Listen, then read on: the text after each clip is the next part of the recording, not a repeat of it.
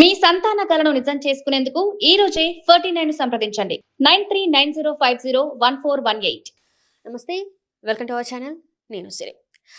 హైదరాబాద్లో real estate రంగం ఇంకా పడిపోయింది. రియల్ ఎస్టేట్కి అసలు ఇంకా స్కోపే లేదు. ఎందుకంటే ఐటీ ఉద్యోగులే కావచ్చు, లేకపోతే ఇప్పుడున్న పరిస్థితుల వల్ల ఎక్కడ కూడా బిజినెస్ జరగట్లేదు అని చెప్పేసి కొనుగోలుదారులు వెనక్కి వెళ్ళిపోతున్నారు. అందుకే రియల్ ఎస్టేట్ రంగం కిందకి పడిపోతుందని చెప్పేసి కొన్ని రోజుల నుంచి కొన్ని వార్తలు అయితే వస్తున్నాయి.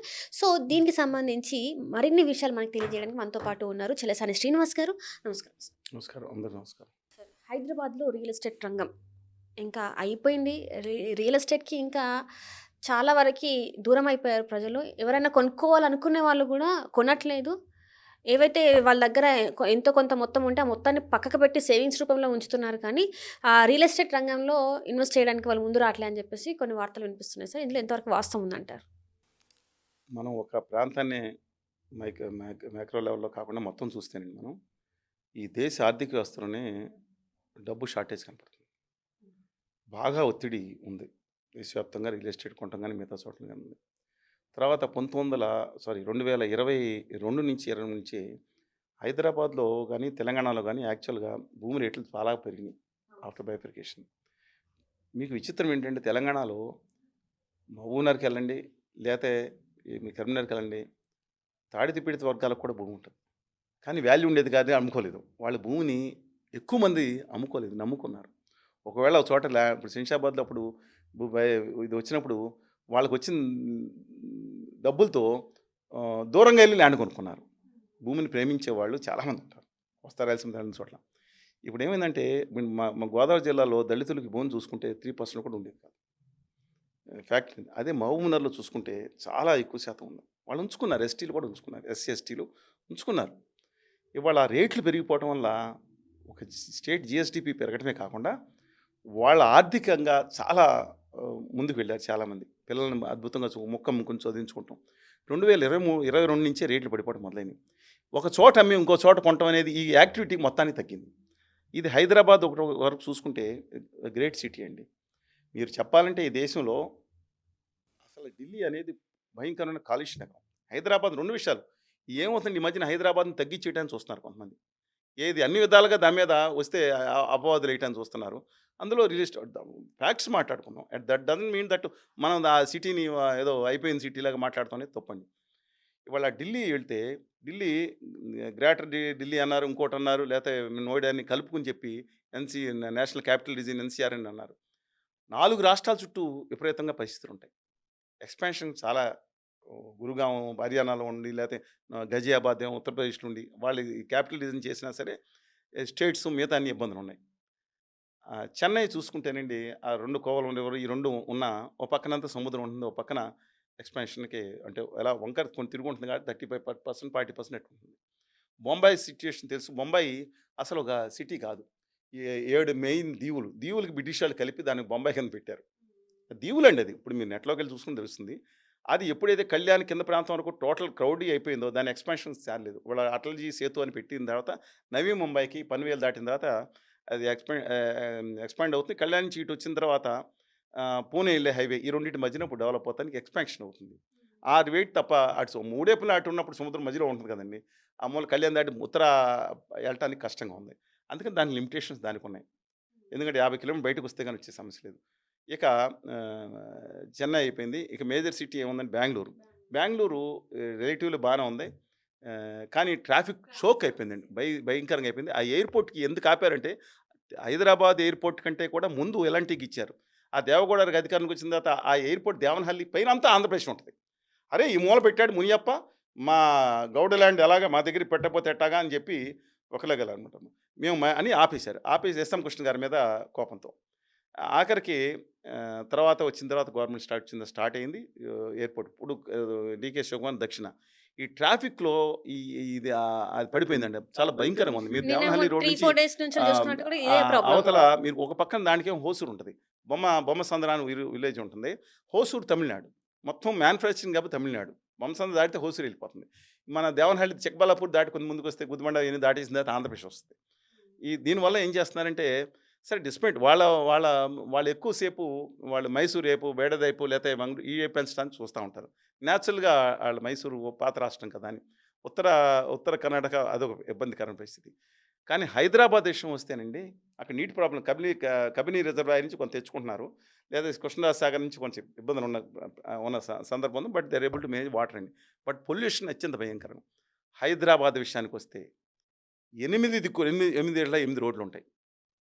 మీరు అటు బొంబాయి రోడ్ తీసుకోండి, సింగరపల్లి తీసుకోండి,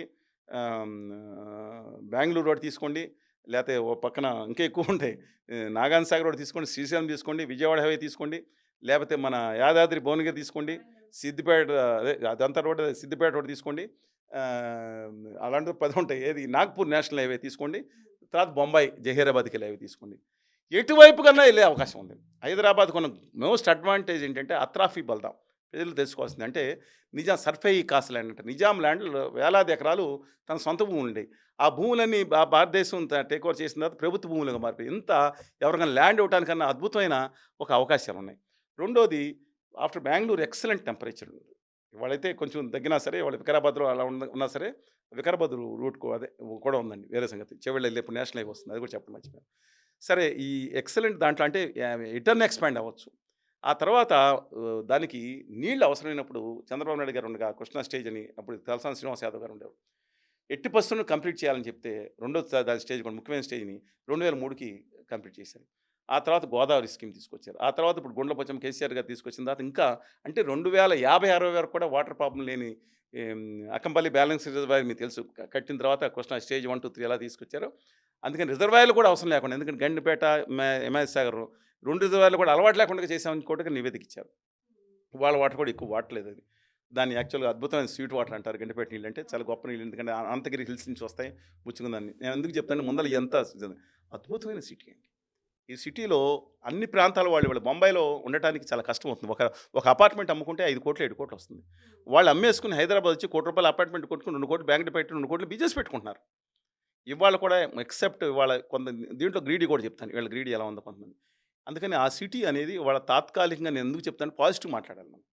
ఈ తాత్కాలికంగా బికాస్ ఆఫ్ నేషనల్ కానీ మిగతా కానీ ఓవర్ సప్లై కానీ తాత్కాలికంగా కనపడుతుంది. After 3 years it may go up అండి. ఎందుకంటే బుల్లెట్ ట్రైన్ తర్వాత వచ్చినా మిగతా మెట్రో లైన్ ఎక్స్పాండ్ చేయాలి. కేంద్ర ప్రభుత్వం సహకారం లేదు.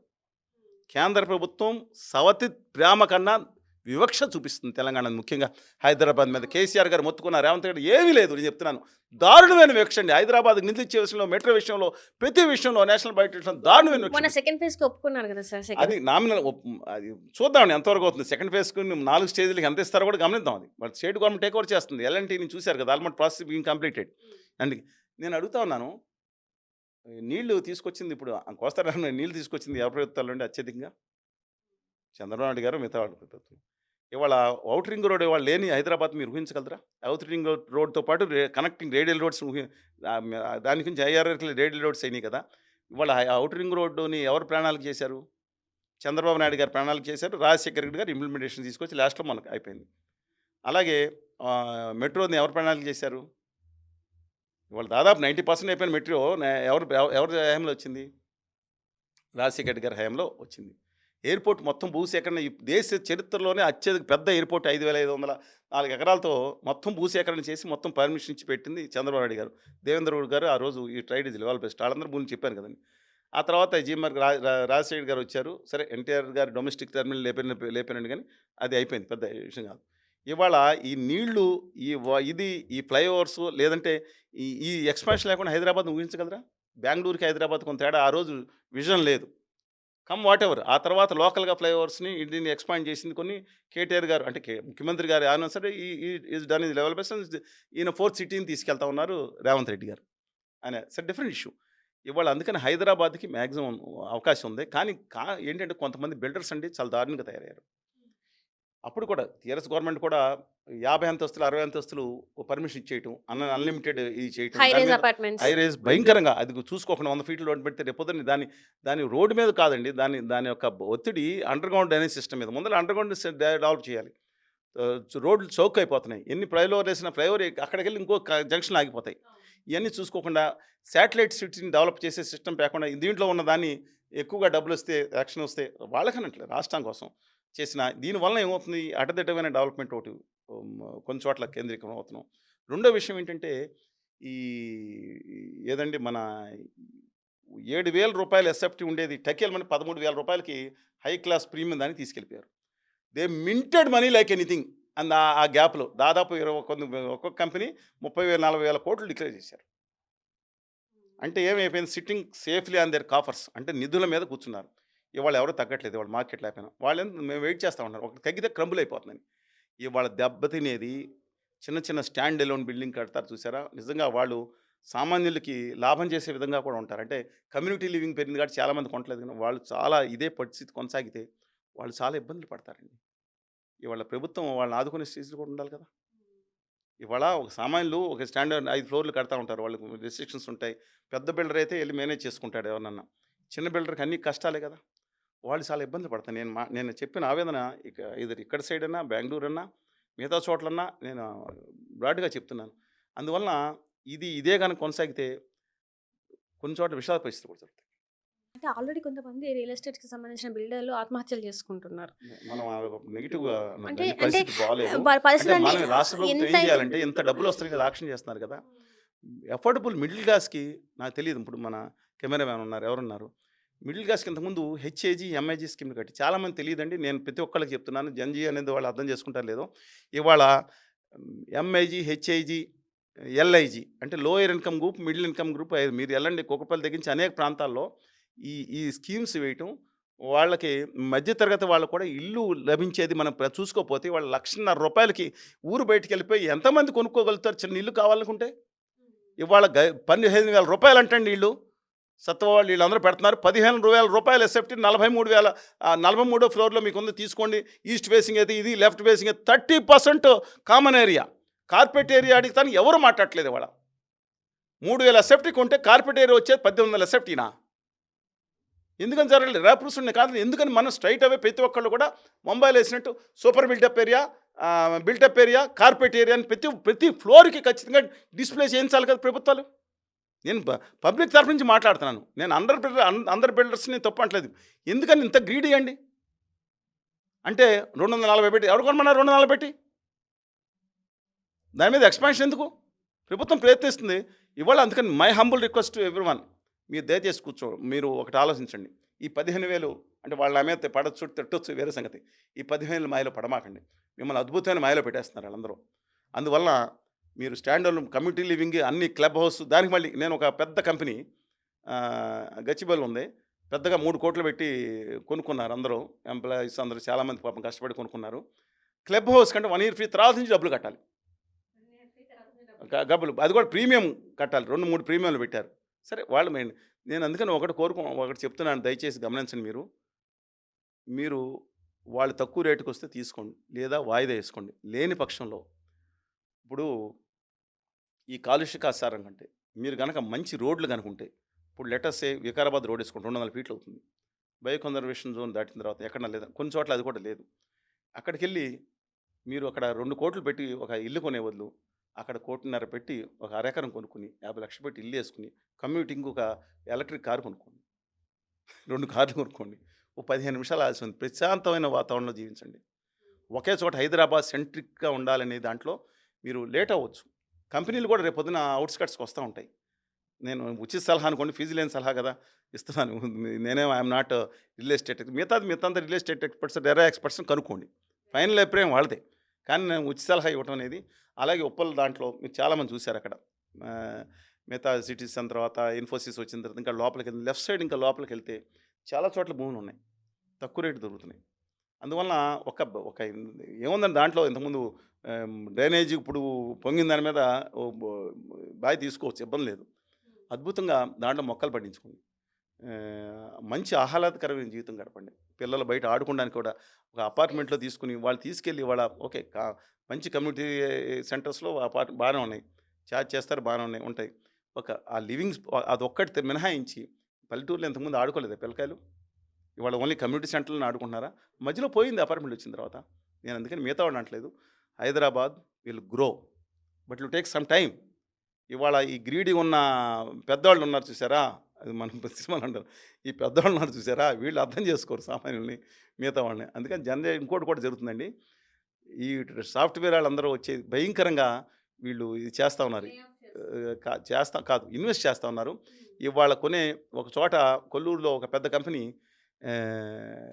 కంపెనీస్ కోసం వాళ్ళు ల్యాండ్ తీసుకున్నారు. బెంగళూరు నుంచి వచ్చిన కంపెనీ భయంకరమైన ప్రచారం చేస్తే తక్కువగా ఆఫర్ చేశారు. దాంట్లో maybe correct or may not, అందులో ఉన్న వాళ్ళ దాదాపు 35-40% టెక్కీస్ కొన్నారంట. అందులో కొన్న వాళ్ళందరికీ ఒక అంటే దాని రేట్ అప్రిషియేషన్ తక్కువ వస్తుంది. తక్కువ ఏం పెట్టలేదు, 7,000 పెట్టారు, 6,000. అలాగా కొన్ని చోట్ల వన్ టైం ఇంకోటి కూడా చెప్తాను, వన్ టైం పేమెంట్ అని చెప్పి కొంతమంది వచ్చారు. ఇంతకుముందు 2018 నుంచి 23 వరకు వన్ టైం అంటే ఒకసారి పేమెంట్ ఇచ్చేసేయండి మీకు వెళ్ళిపోయిన వాళ్ళు చాలామంది ఉన్నారు. రిలయబుల్ పార్టీలు తప్పితే అంటే 9,000 గాద్రేజ్ అయితే పర్వాలేదండి. కొన్ని కంపెనీలు 9,000 రూపాయలు ఎస్ఎఫ్టీ మీరు ఇప్పుడు కడితే 5,000 6,000 కట్టండి, మొత్తం ఒకేసారి వన్ టైం పే, ఓటీపీ అని పెడతారు, వన్ టైం పేమెంట్ అని. అందులో మంచి వాళ్ళని నమ్ముకుని సిద్ధాంతం ఉన్న వాళ్ళని లేకపోతే గట్టిగా ఉన్న వాళ్ళు వేరు, మిగతా వాళ్ళు కట్టకపోతే పరిస్థితి ఏంటండి? అలా డిలే అయినవి చాలా ఉన్నాయి, చాలా పాయింట్స్ ఉన్నాయి, చాలామంది దీంట్లో చూశారు కదా. అందువల్ల మై హంబుల్ రిక్వెస్ట్, ఆలోచించండి. నిజంగా ఇల్లు అవసరం ఉన్న వాళ్ళు అయితే ఖచ్చితంగా కొనండి. ఎందుకంటే పిల్లలు పెద్దవాళ్ళు అయిపోతారు, వాళ్ళకి సొంత ఇల్లు సొంత రూము ఉండాలని ఉంటుంది. అందువలన అవసరం ఉన్న వాళ్ళు ఖచ్చితంగా కొనండి. కానీ స్పెక్యులేషన్ కొనేవాళ్ళు మాత్రం మీరు కొంచెం వాయిదా వేసుకుంటే మంచిది. లేదంటే ఊరు బయట ఏదైతే ఉందో హ్యాపీగా ఆనందంగా మీరు ఆ జీవితాన్ని మళ్ళీ ఒక కుక్కను పెంచుకోవచ్చు, అపార్ట్మెంట్ పెంచడానికి లేదు, ఒక ఆవును పెట్టుకోవచ్చు. అంటే నాకు నాకు పల్లెటూరు లైఫ్ అంటే పల్లెటూరు ఇష్టం కాబట్టి బాగుంటది. చెప్తున్నాను. పొల్యూషన్ లేని జీవితం పొద్దున్నుంచి పొద్దున్న. ఇంకోటి చెప్తున్నాను, రోడ్ల మీద వెళ్తా ఉంటే నా దగ్గర ఈ పొల్యూషన్ మిషన్ ఒకటి ఉంది. అది 1 కిలోమీటర్ దూరంలో ఉన్న అపార్ట్మెంట్లు కూడా మొత్తం కమ్మేస్తూ ఉంటుంది, మనకు తెలియదు. ఎయిర్ క్వాలిటీ ఇండెక్స్ అంటారు, చాలా భయంకరంగా ఉంటుంది మొత్తం. అందువల్ల మనం లోపల ఉంటుంటాం. అక్కడెక్కడో రోడ్డు ఇప్పుడు ఓఆర్ఆర్ ఉంది, ఒక చోట బాగా ట్రాఫిక్ ఉందనుకోండి, అక్కడి నుంచి ఒక 200-300 మీటర్ల వరకు కూడా మనకు తెలియకుండా తెలియదు, మన కళ్ళు కనపడతాం. మీరు వెళ్తా ఈ తప్ప మీ అపార్ట్మెంట్లో దగ్గర ఒకసారి బయట చూడకుండా ఒక రోజు ఆపి చూడండి, ఎంత దుమ్ము వస్తుంది. అందువల్ల ఇదంతా మనం పీలుస్తూ ఉన్నాం, కార్బన్ మోనాక్సైడ్ పీలుస్తూ ఉన్నాం ఇంత. అందుకని దయచేసి గమనించుకోమని చెప్పి కోరుతా ఉన్నాం. Thank you. నమస్కారం.